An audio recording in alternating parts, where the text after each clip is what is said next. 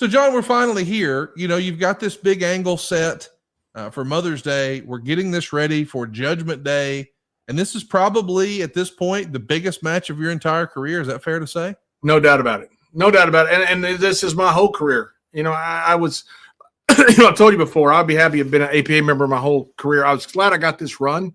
But this was it in a nutshell. I knew it was a one-off. Pat Patterson told me before the match, he says, "Hey, John, I hope you do great out there." He goes, "For your sake." And he kind of let that slip at the end. Like, basically, if you don't do well, we're never going to see you again. You would not be talking to me now. I would not be anywhere if that match had not worked. And when I say I owe everything to Eddie, I owe everything to Eddie, his family, and Bruce Pritchard, because those are the guys that, and Vince, and those are the guys that made this work. I worked with legendary talent that was able to get me over because of this. That was a spot we were in that was almost untenable, trying to fill in for Brock Lesnar, which I'm not saying I did. I'm just saying that's what spot I was in. Big Show and Kurt Angle being out. I knew the odds were stacked against me, and I knew that being a one-off was the high probability that was going to happen.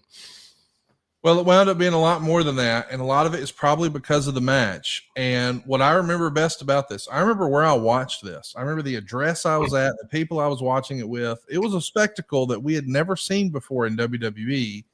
And I want to know, earlier in the day, is that what you guys aimed to do? Did you know it was going to be a bloodbath before you even got in there? Yes. Yeah, 100%. We didn't know it was going to be that bad. Obviously, no one knew it was going to be that bad. But we knew it was going to be. And a couple things led up to that. First of all, Pat Patterson came in, who's one of the greatest agents in the history of the world, and he gave us this whole finish.